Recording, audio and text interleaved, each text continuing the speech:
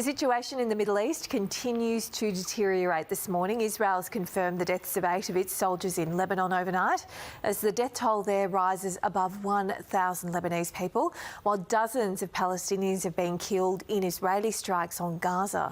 Iran's president is warning of a harsh reaction if Israel continues its military action, while Israel's Prime Minister says Tehran will pay after Tuesday's missile attack on Israel, although the US president is warning that Iran's nuclear sites must not be targets. Our Middle East correspondent Allyson Horn has more from Jerusalem. Israel's Prime Minister Benjamin Netanyahu has promised that there will be a swift and significant response to this Iranian missile attack in Israeli territory. 180 ballistic missiles that was fired here, that was fired by Iran in response to the Israeli assassinations of senior militants, including the leader of Hamas and the leader of Hezbollah, both Iranian-backed groups. So Israel is weighing its position at the moment of what it might possibly try to strike and how it might retaliate.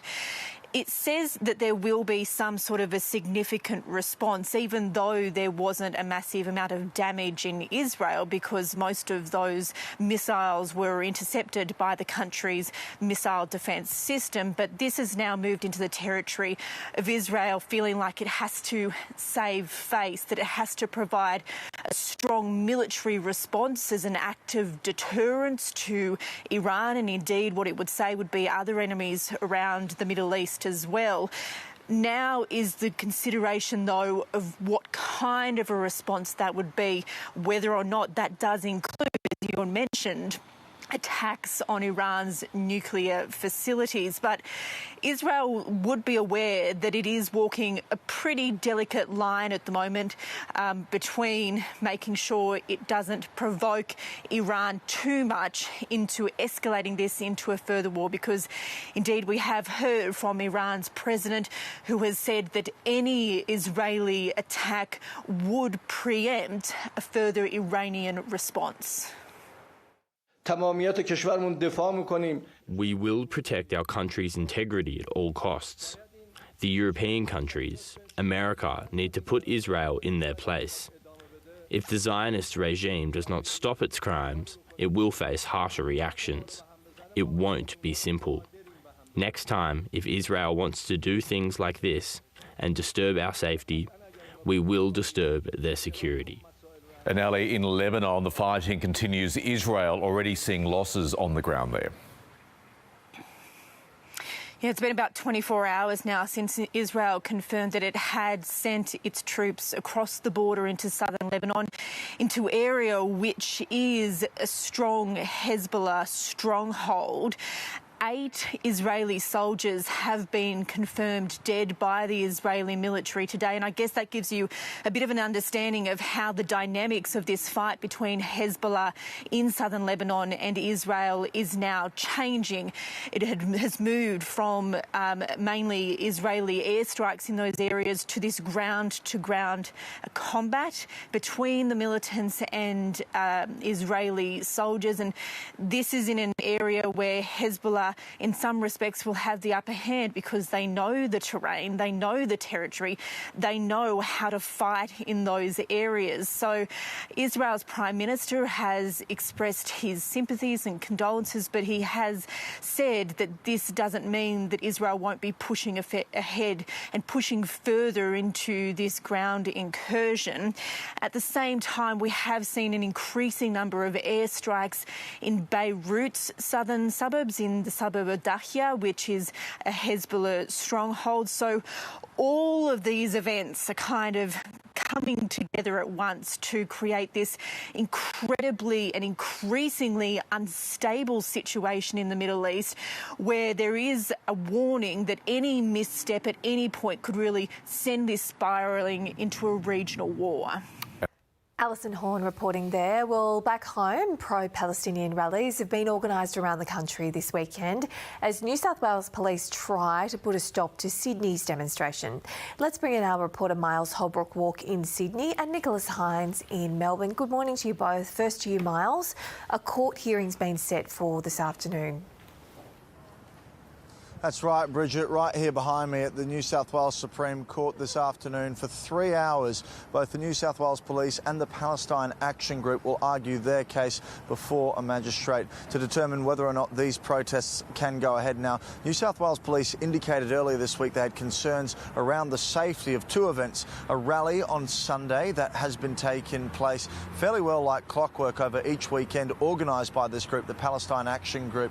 And then on Monday, October 7, the one-year anniversary of the Hamas attack into Israel, there's going to be a candlelit vigil. Now, this candlelit vigil is to commemorate the thousands of losses of lives in both Gaza and now as well in Lebanon from this movement. However, we have seen strong pushback from several politicians across the country and indeed here in New South Wales, saying it would be inappropriate to have such actions on a day that should be solemn and allow for mourning for people who stand with Israel, and indeed they are saying that it's not appropriate. Among those critics is the New South Wales Federal Liberal Senator Dave Sharma, who says he doesn't think either event should go ahead.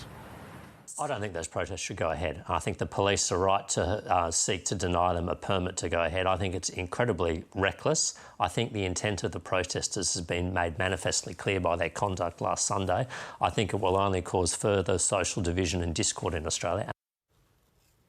And Nicholas Hines in Melbourne, what's planned there for this weekend? Yeah, well, much like in Sydney, Bridget, there's a rally planned for the Sunday here in Melbourne and then a vigil as well on Monday on that anniversary of October 7. Protest groups here in Melbourne defying calls that have come federally and from local politicians, Premier Jacinta Allen among those, urging the protesters to reconsider their plans. She has ruled out, though, any changes to the state's protest laws here. We don't have the permit system that's in place in New South Wales, so there's no path for police to go down that road to try and block these protests from occurring. The government says they believe they have the right balance between protecting free speech and ensuring public safety. The organisers do have some politicians on side here, though. The organisers of the regular Sunday rally, Free Palestine Melbourne, say they'll be continuing to call for a ceasefire and trying to put pressure on the Australian government to do more. They'll be joined, they say, by Greens MP Gabrielle de Victory and Independent Senator Lydia Thorpe on Sunday. And then a separate protest group is organising the vigil that's planned for Monday. That'll be a candlelight vigil followed by a silent procession to Parliament House.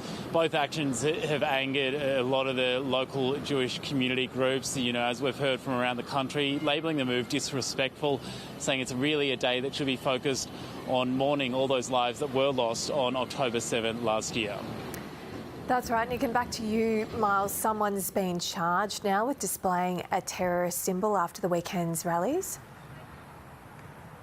That's right. So this is a 19-year-old woman who's turned herself into police yesterday in Sydney's south after police launched an operation called Shelter. Now, it was examining whether or not there was any use of terrorist symbols at the rally at the weekend, which was attended by about 30,000 people, according to organisers. Now, the vast majority of flags or symbols on display were in solidarity with Lebanon and Palestinian territories, but police did seize 2 flags of the recognised terrorist organisation by the Australian government, Hezbollah. And yesterday, this 19-year-old woman turned herself into police and has now been charged with allegedly displaying a Hezbollah flag, and as a result will face court later this month. She has been granted strict conditional bail. Now, the Palestine Action Group, who organised the rally at the weekend and are organising these 2 events this coming weekend, long weekend here in Sydney, they are saying they will rally either way, irrespective of the Supreme Court's decision, but they have discouraged anyone bringing any terrorist symbols and say that that is not part of the movement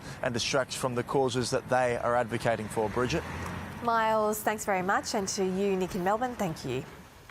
To other news, police are investigating a shooting in Sydney's west overnight. A 28-year-old man was found with multiple gunshot wounds at a property at Winston Hills around 11 p.m. He remains under police guard in hospital in a serious but stable condition. Northern Territory Police have charged a 36-year-old man with the murder of his partner in Katherine. Police found the 22-year-old woman unresponsive at a property on Monday night, but she couldn't be revived. The man's been remanded in custody to face court in Darwin today. It's the second death allegedly caused by domestic violence in Katherine in as many months. One worker has died and others in a stable condition following a mining incident at Glencore's Oakey Creek coal mine complex in central Queensland. Paramedics were called to the incident at the mine near Tieri yesterday afternoon. Resources and Safety and Health in Queensland is investigating but says it is too early to detail exactly what happened. Glencore has been contacted for comment. The first of 3 debates ahead of the Queensland election will take place in Brisbane tonight. Both the Premier and Opposition Leader have been on the campaign trail in Rockhampton, where Labor holds 2 seats. Opposition Leader David Crisafulli announced a $95 million health sciences training facility if elected, while Premier Stephen Miles plans to create a new state-owned electric retailer if he retains power. Victoria University says it'll lose almost $17 million due to the international student cap. The uni says the new rules will affect domestic students across the board with less money for student support. The federal government's restriction on numbers is set to be introduced in January, despite pushback from educators. Well, Christmas has come early for people in Venezuela. Christmas trees, lights and decorations are already on full display in the capital after the president announced the early start to the holiday. It's been seen as a way to distract from a political crisis after the opposition disputed the results of the July election.